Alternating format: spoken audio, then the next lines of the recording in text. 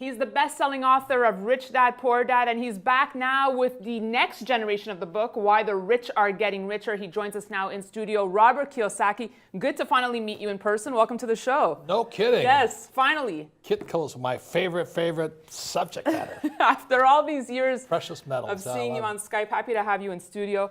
You're back with really the next generation of Rich Dad, Poor Dad. Why now? Why this book is so important to read right now, Robert? Well, Rich Dad, Poor Dad's elementary school sold 41 million copies, and people kind of turned the lights on, you know. But this is the graduate school version, and this is about what really is financial education. As I always say, you know, what the school teach you about money, the answer is nothing. And you wonder why the rich are getting richer, Right. and this gap is growing. So this book, I recommend reading that book first, Right. Rich Dad, Poor, then Why the Rich Are Getting Richer, and then you'll understand some of the depth that the study we have to do to get ahead. And it always comes back, you always harp on education, educating yourself though, correct? Yes. Well, choose your teachers wisely. You know, if you want to be rich, you need different education than the middle class and the poor. If you want to be middle class, generally it's you buy a house, you save money, you get out of debt, and you invest for the long term in the stock market, IRA or 401k. But the rich, I use crashes. I can't wait for a crash. I love crashes. And number two, I use debt. So while the other guys are saying get out of debt, live debt free, I'm borrowing my butt off. So when interest rates kept dropping, I thought I died and went to heaven. You know, I just kept borrowing more money and buying more. But not a crashing gold price, Robert. No, I buy crashing gold prices all the time. So let's talk gold now. Well, the third thing is Yes. taxes. You see, so it's crashes, debt, and taxes are why the rich are getting richer. Like Trump and I, you don't think we borrow money and we don't pay tax. You know how far ahead that gets us? Well, it's definitely has gotten very far ahead, Robert. So let's look at gold now. Last time you were on, it's been about 2 years, and you were telling me how gold for you is real money. Yes. I'm guessing that your view hasn't changed much. No, I started buying gold in 1972, right after I understood what Nixon did in 71 by taking us off the gold standard.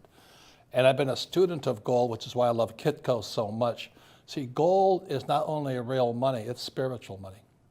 I remember I was way out in Fiji one time talking to this guru out there, and I said, this guy was dripping with gold. I said, why do you have gold on? And he goes, looks at me like I was some kind of idiot, you know, he's a very spiritual man. He says, gold are the tears of God. Gold attracts wealth. So he says, if you want, let's say, $1,000 a month income, you hold $1,000 of real gold somewhere near your person, in your house. That's why he was hanging all around him.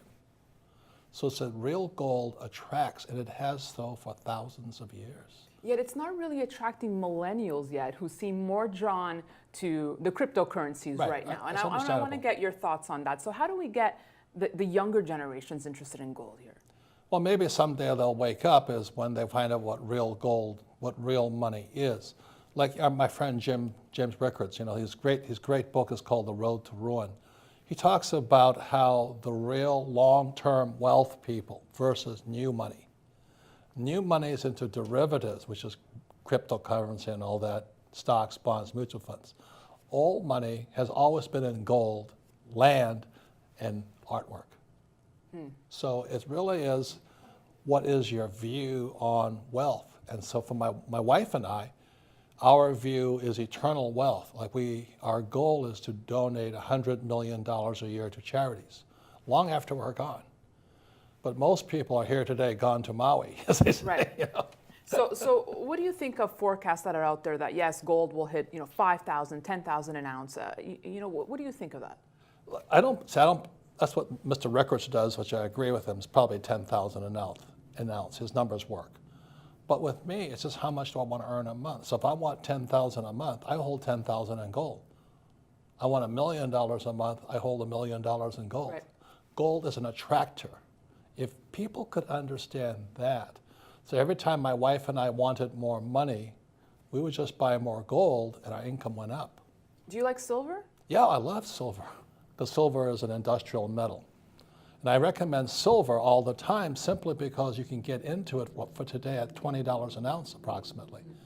Gold, as you know, is around $1,500. Now, in 2002, you were speaking about the demise of the stock market. You thought 2016 would be the year it happened. Yeah. You know, we've seen record highs here. Have you changed your views? No, it's only a matter of time now. It's at all-time highs. I recommend anybody who has questions on the stock market to read Rickard's book, you know, The Road to Ruin. It's one of the best books I've ever, the most comprehensive book I've ever read. We cannot sustain this printing money. We cannot keep, you know, that'd be like writing you a check to pay your bills. After a while, you go, I'm not going to take it anymore. Jim's going to appreciate you coming on because you have a new book coming out, but you keep talking about his book. But I love Jim Rickards. Yeah, but we urge everyone to get a copy of Why the Rich Are Getting Richer. Robert Kiyosaki, thank you so much for stopping by. It was a pleasure having you on. Nice meeting Hope you to finally. see you soon. Thank you. And thanks for watching this edition of Kitco's Gold Report. We'll be back tomorrow.